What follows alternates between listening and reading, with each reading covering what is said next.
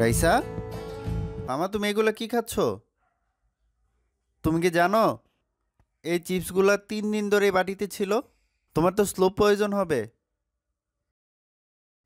যাও, এগুলো আর খেও না। ইস, আমার মামাটা কত ভালো, আমাকে কত কেয়ার করে।